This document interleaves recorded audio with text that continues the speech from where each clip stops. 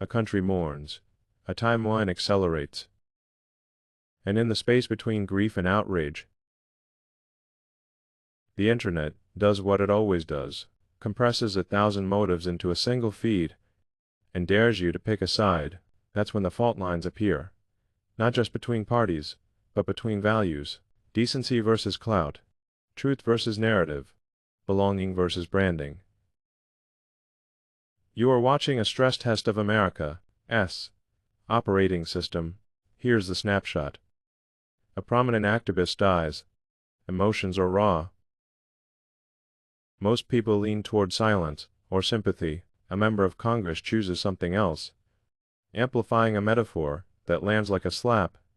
Frankenstein, the internet, already primed for combat, goes thermonuclear. Calls for deportation trend, commentator circle. Then the former president enters with a familiar move. Reframe the terrain. He moves the fight to questions of allegiance, legitimacy, and character. Suddenly, this isn't about one post, it's about what it means to represent a nation, who gets to speak for it, and where the lines are. When grief meets politics, strip away the drama, and a simpler mechanism emerges. Online engagement rewards escalation. The algorithm isn't a judge of virtue, it's a meter of velocity. It measures how quickly a spark becomes a wildfire. And because escalation pays, politics now borrows the incentive design of a meme coin. Attention first, fundamentals later.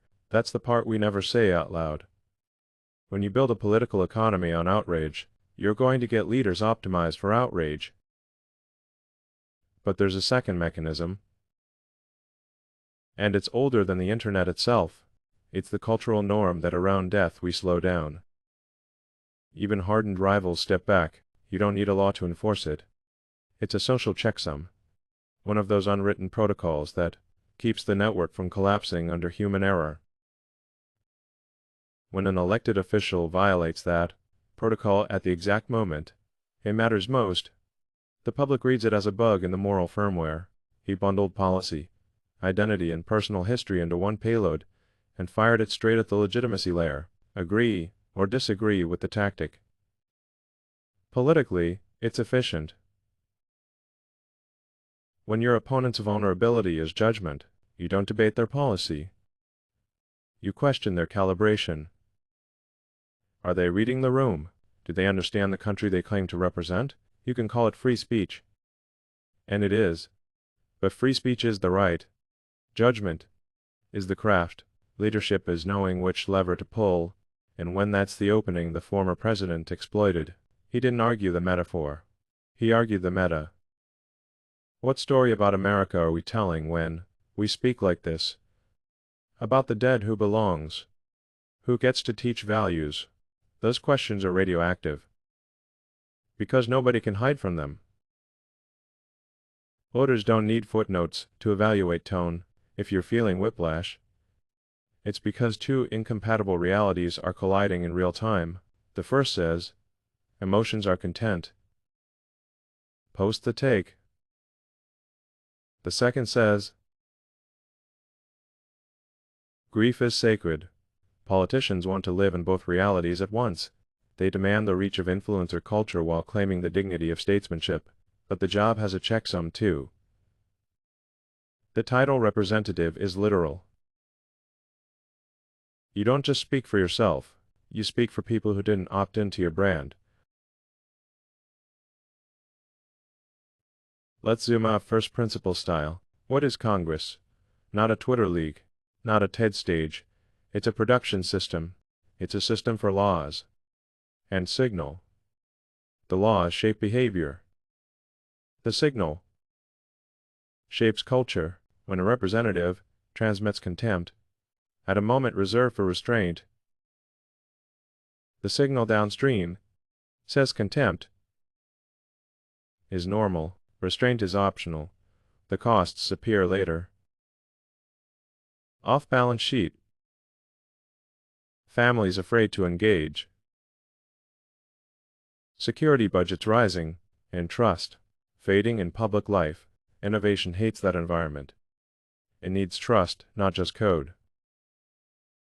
Now, to the free speech point that always comes next. Yes, you can say the thing. The First Amendment is a floor, not a ceiling.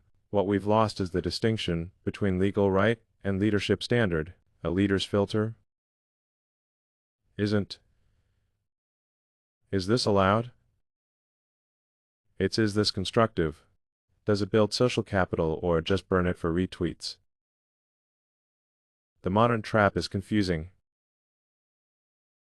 to performative courage, saying the shocking thing with actual courage. Absorbing heat to do the right thing. The first scales with dopamine. The second scales with responsibility. And there's a moral asymmetry. People feel even if they can't cite the rule consciously, we're all fair game while we're in the arena. But death is not the arena. Death is the scoreboard. You don't have to cheer the legacy. But you don't spike the ball in front of the family and call it justice. That's not progress. That's theater specifically. Theater that trains the next generation to think cruelty is how you win. That's the quiet corrosion of civility. Once the controversy ignites, the system spins up. Cable hits, panel shows, fundraising emails, influencer threads, and PR teams rerouting attention. You can predict the script. One side calls for punishment. The other calls it distraction. Then, both sides A/B test which outrage converts better. This isn't conspiracy. It's incentive. Attention is the new currency. Outrage is the mint. But even in that cynicism, there's a useful data point. The backlash wasn't confined to one tribe. Bipartisan discomfort is rare, because the media supply chain isn't built for it. When you see it, it usually means a universal norm was breached. Those are the moments a healthy culture uses to recalibrate, not to destroy, but to reaffirm values. Do allegations matter? Of course, allegations always matter when they go to credibility, but disputes require verification, not virality. If there are questions about personal history, the path is the slow and adult one. Evidence due process, and real reporting. The claims deserve scrutiny, without turning into weapons of dehumanization or political theater. Americans are exhausted by officials who treat every uncertainty like a cudgel, while pretending to love nuance. Nuance is not a vibe. It's a discipline. So why did this moment land harder than the usual outrage cycle? Because it fused three anxieties: decency, belonging, and stewardship. These live at the core of the American story, define civic trust. When leaders normalize contempt at funerals or memorials, the cost isn't soft feelings. It's hard security, more perimeters, more screening, more police.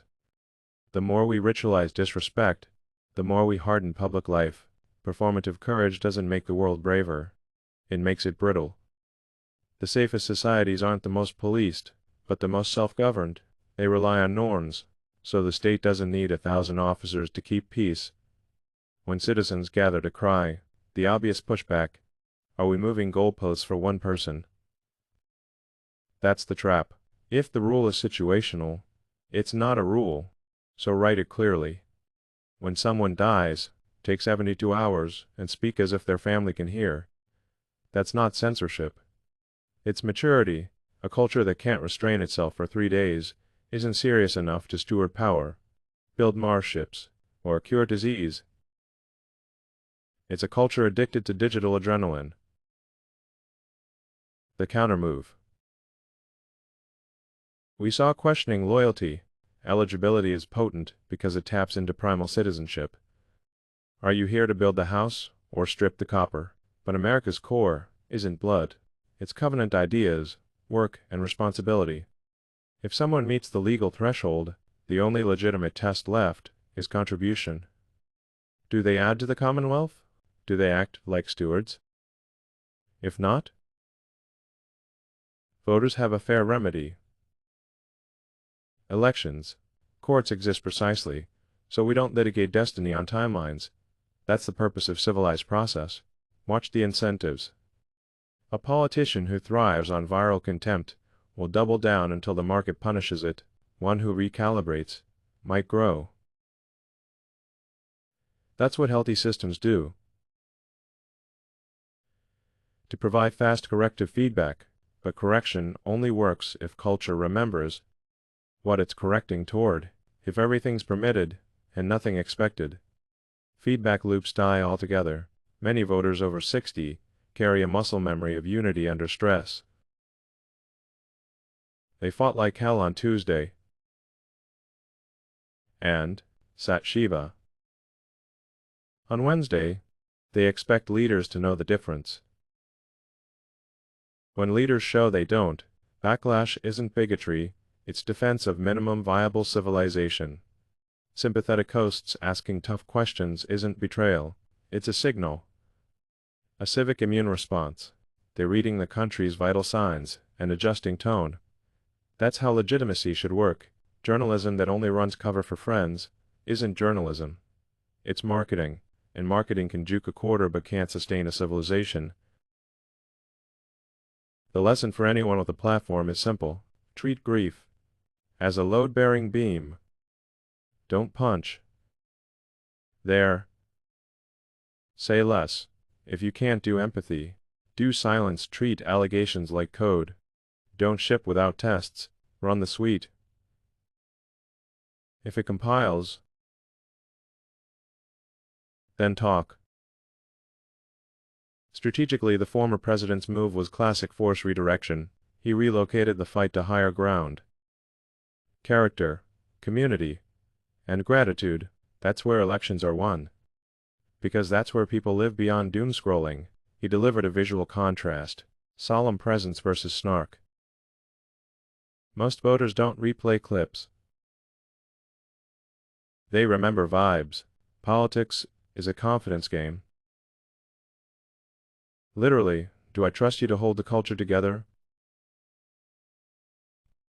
When it frays, the representatives panic is human, but diagnostic it shows.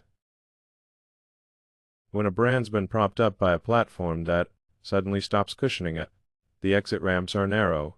Humility or defiance.